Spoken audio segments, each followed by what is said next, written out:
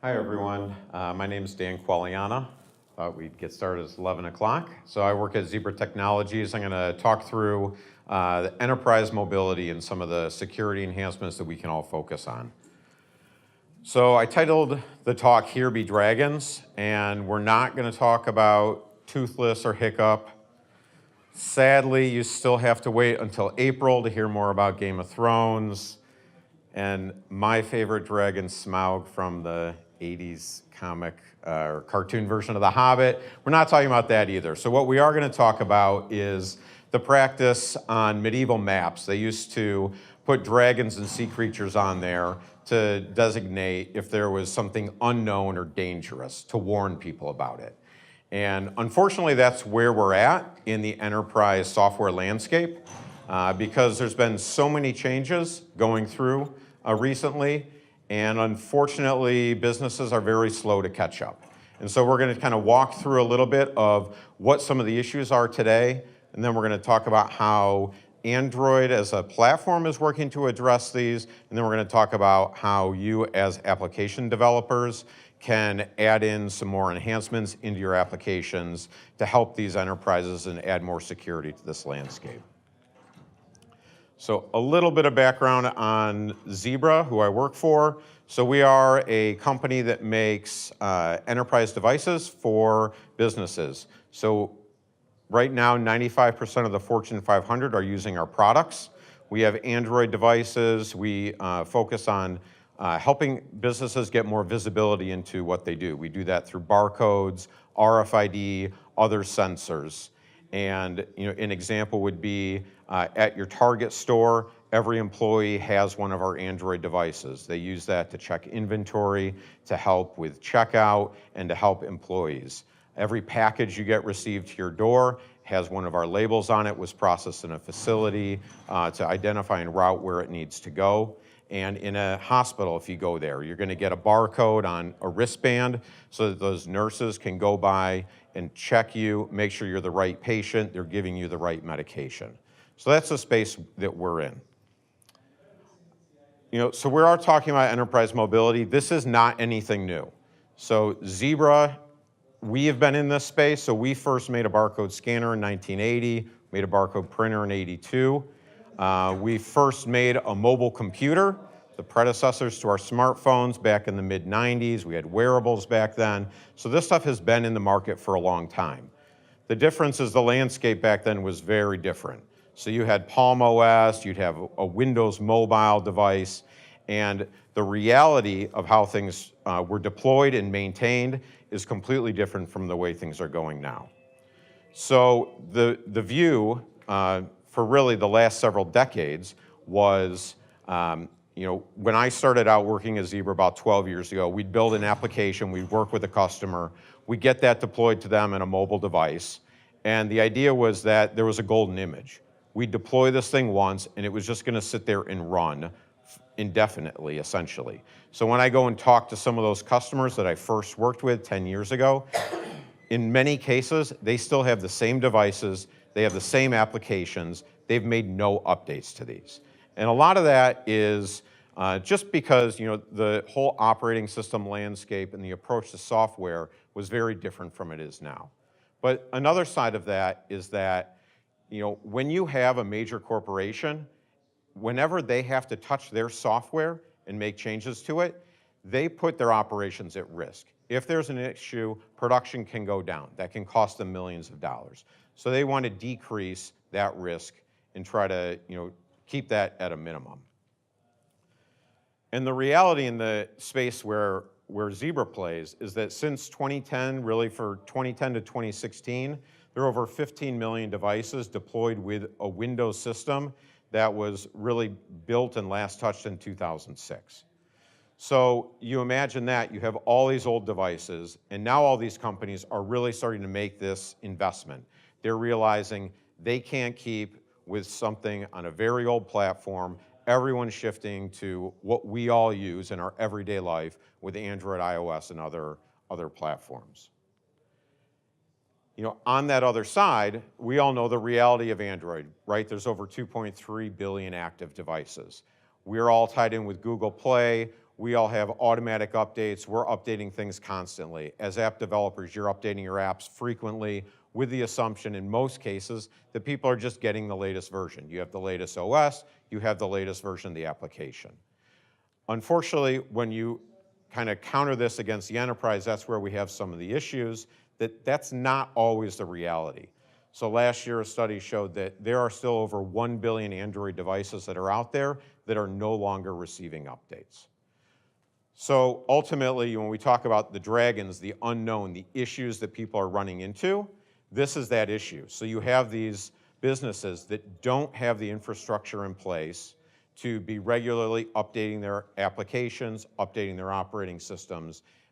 At the other side, we have people that are really out there in the market identifying every vulnerability and trying to take advantage of them. We as application developers kind of have this mindset that we can keep updating our applications that will get trickled out to people. And so somehow we need to find a balance between these mindsets and help move that forward, and that's what we're going to dive into. So there's kind of 3 different areas that I'm going to focus in on. The first one is really just looking at Android as a platform, some of the features that are in there. We're going to really briefly talk about the management and deployment, and then spend more of our time on the lifecycle management of the OS and mostly on the application as it pertains to all of us here. So, a lot of application developers, we know some of the basics of Android as a platform because we're building our applications on it, but we don't necessarily look holistically at it. Back at the end of last year, Gartner published this study that showed, based on their ways of evaluating, Android 4 they actually thought had more security controls than iOS 11.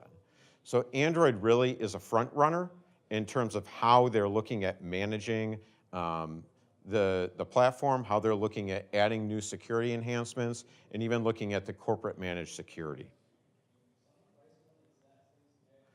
Also, we've seen a huge amount of emphasis on the manageability and the security within Android across all of these releases. Really a big focus, particularly on the enterprise, started in Lollipop for that Android team. So some of the things, I know this is really small on this screen, but getting the managed Google Play Store, which means that a company does not need to use the public Google Play Store for any app distribution. They can have private versions, all of that. There's common APIs for EMMs, Enterprise Mobility Management, so that any of those companies that are helping with that management deployment of apps, they can all use the same thing. In NuGet, added things in with file-based encryption, Oreo, zero-touch enrollment for when you're deploying the devices, to have that as streamlined as possible, things with work profiles. So just a huge number of features that are added into the operating system and the whole ecosystem to make the security management easier. So looking at the deployment, so this is another one. So a lot of enterprises, they're not necessarily looking at 1, 2, 10 devices. They may be looking at tens of thousands of devices. How do you easily get those deployed, make sure they have the right settings, make sure each user has access to only the things that you want that user to have access to? How are you managing those throughout their entire life cycle? And how are you looking at the apps that are going on there? And that's another big area that Android has focused in on. So in Oreo, with the launch of Zero Touch, that's a great system for deploying those devices. Android, as well as Zebra, has some features for just having a barcode where you can have your entire, the setting for what that device is going to have on it. You can just scan a barcode, use NFC, different features like that. And then looking at the app management, I talked a little bit on Google Play Protect, or the managed Google Play, but Google Play Protect, I think we all know, is another security layer where Android is doing constant evaluations of those applications. So really there's a lot that's being built in for us that we can really take for granted and just know that it's there. But in terms of the actual management of the devices, the operating system they're on, and then our application, there's quite a bit for us to take advantage of here. So one of the things that Zebra has is, we call it Lifeguard for Android. So I think most people are aware that Android on a minimum monthly basis is publishing new security updates for the operating system. They roll those out to all the OEMs, give them the opportunity to make those updates as well. So most companies, you see this. There is often somewhat of a lag, but most OEMs are taking advantage of this. What we see in the enterprise is that there's some different focus than what you would see in the consumer market. So first of all, most businesses, if they're purchasing devices for use in their operations, they're not looking at that standard 2 to 3 year life cycle of having a device. They want a minimum 5 year. So how are you going to manage those security life cycle of the OS when Android only is guaranteeing 3 years? We're also looking at really trying to make sure that there is a transition point so that if you have one device, you're moving to the next version, how do you work on that? And that's why at Zebra, we have this Lifeguard in which we're really rolling that out 2 more years so that we can help manage that. So this is a great solution for a lot of partners. We're starting to see others in the industry take a similar approach, that you can take those security fixes from the Android team, you can roll those into your device and push that out. So it sounds like we're starting to solve some of these issues that these enterprises are solving, but there's still some big problems, because as I talked about before, a lot of the companies still have that golden image mentality. So even if we are rolling out all these regular updates, how is that business going to process all of that? So for Zebra alone, and we're just one of many OEMs, thousands of them, we've had over 250 updates to our operating system this year alone, and that goes across our devices. So if you think of a company, they don't have the resources to do that. So somehow we need to partner with them, be smarter, and find better ways for them to identify what are these critical security updates, what is the method to test, and how they're going to take advantage of that. So that's more on the operating system level. When we get down to the application level, this is where we really get to make an impact on what these companies are doing. So, first off, on the consumer side, we assume that our users are they're getting automatic updates. On the enterprise side, we cannot make that assumption. We have to assume that they will be doing fewer updates of the application. And so that needs to just be baked into how we're approaching when we launch new versions of our application. We can't, spin out multiple versions. We also want to look at, how we do some of these updates. If we have something that focuses on a critical security issue, isolate that from new functionality, which allows that company to be able to isolate some of their testing as well, make it easier for them to deploy. There's also a huge amount of best practices published online. Really recommend that you do the basic research for these. So the Android team at developer.android.com/security has a whole bunch of best practices. They dive into a lot of these base items. Make sure that you're following those. It's not just the Android team, though. You see a lot more of things out there talking about best practices on how to incorporate things into your application. Some other things that Android has out there to really help with that security, they have some APIs built into SafetyNet. So SafetyNet has some things that they really look at different layers within the device or the application. So the first one is attestation. And what this does is this checks the integrity of the device itself. So it's making sure that the device wasn't rooted and that there's no other issues with that device. So if you work in an area such as finance or banking, you want to make sure that your application is not running on a rooted device, because that's opening that user and other users up to that issue. So these are APIs that Android has that you can access. Verify Apps is similar to attestation, but rather than checking the device, it's checking to see if any applications on that device have known security issues as well. So these are things, just best practices to include in your applications. I think we all know about safe browsing as well, and reCAPTCHA. They just released version 2 on the reCAPTCHA that is supposed to simplify things and make it easier for the user, but still build in that protection to make sure that bots aren't going through and clicking on things. So the last thing that I wanted to touch on is the use of third-party libraries. And this is a big thing that, as I was building this talk out, I started reading more and more reports. And every one of us uses some kind of third-party library in our application. And the deeper I got into this, understanding that, 3 years ago there was a study that said 60% of Android code was third-party library. And then a report last year said that only 10 to 20% is new code, meaning that 80 to 90% of code in our applications is actually third-party library usage.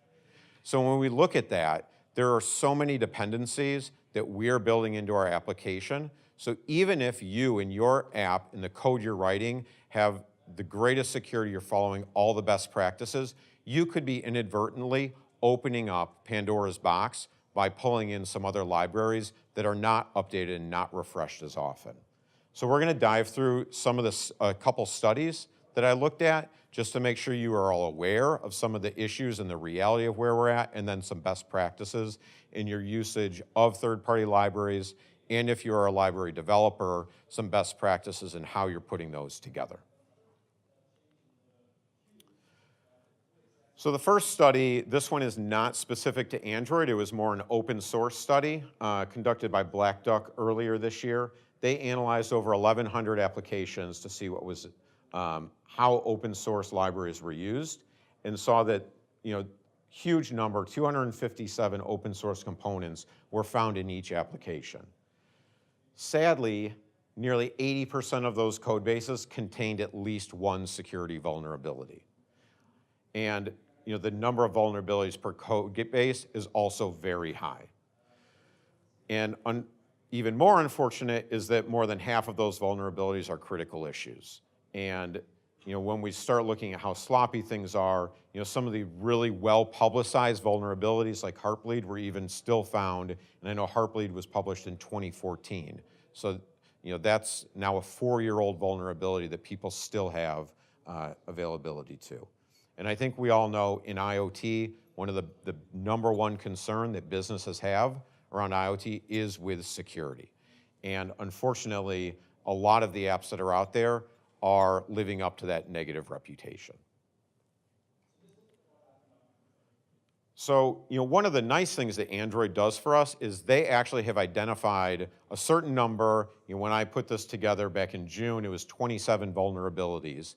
And they're scanning all of our apps as they're being submitted to identify if we're using any, or any of these vulnerabilities are present in the code. So through this program, they are notifying the developers, making sure they're aware of that, and then they give 90 days to fix. Now, the issue here is they don't remove those applications. They're still published in the Play Store. What they do is they make it so you can't publish any new applications or updates unless you address those. So we have had a huge number of apps fixed, but there's still, based on the next study that I looked at, over 20,000 applications that are out there that are still affected by vulnerabilities that were identified by the Android team. So this next study is focused specifically on Android. It was published last year, and they looked at over 1 million apps with 2 million libraries. And here again, they saw 70% of the third-party libraries in the applications were significantly outdated. That means by more than 2 versions old. Part of this, as they were analyzing it, it was because most apps were updated roughly on an annual basis. That means, even if the library was updated, the application was not updated in that time. But one of the biggest reasons people aren't doing outside of just kind of their timetable of when they're updating apps is tied in on the fact that there's this fear, just like I talked about earlier, our enterprise customers, they have this fear of incompatibility. If I update the library, I'm afraid it's going to break my code. And so really what ended up happening, half the people are not updating their apps. So in this study, they did an analysis, and they looked at if those libraries were updated, what would the impact be? And they found that if just going to the next version was done, that actually 86% would not have been impacted. So that means even though we have this fear of updating our application, it's not necessarily the reality.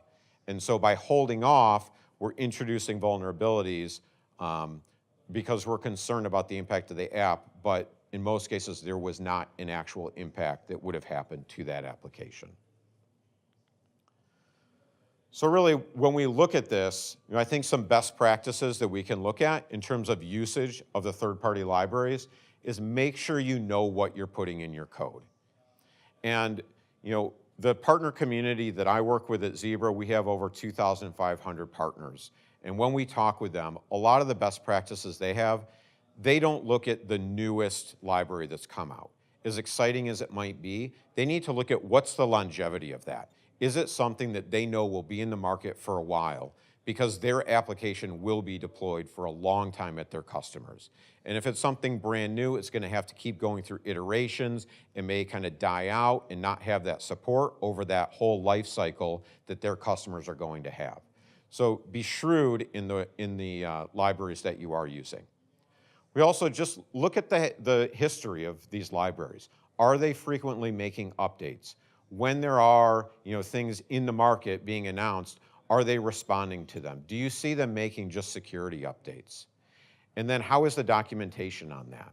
Unfortunately, for the most part in libraries, it's up to the developer to identify when the new version's coming out. You're not getting a notification from that library developer.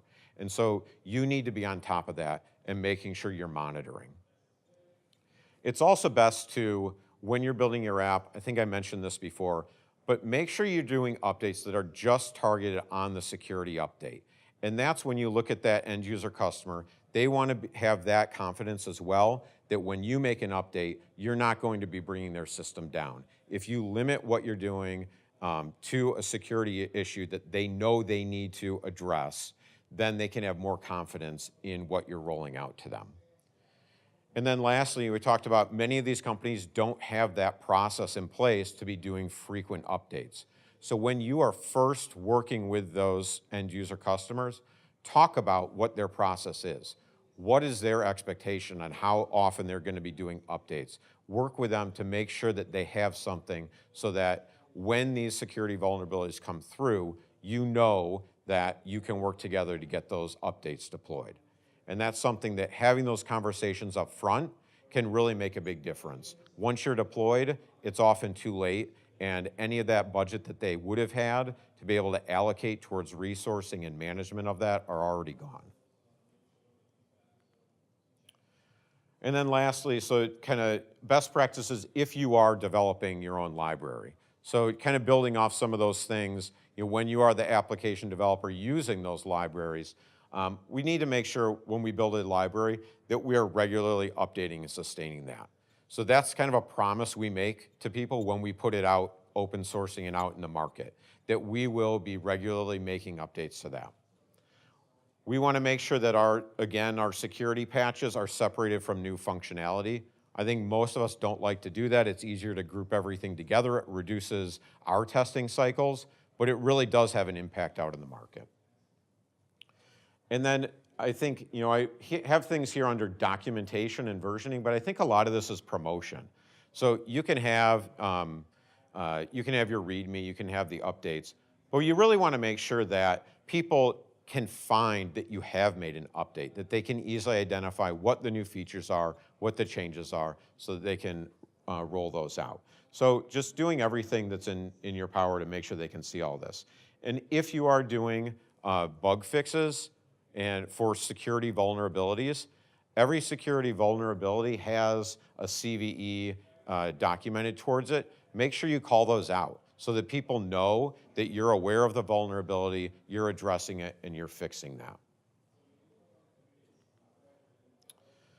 So overall, we walked through a lot of these different dangers, unknown things that are in this market, and I hope this gave you guys a little bit more visibility into the perspective of an enterprise customer and how they're evaluating your apps and what their reality is in trying to maintain and deploy that over a full life cycle. Thank you very much.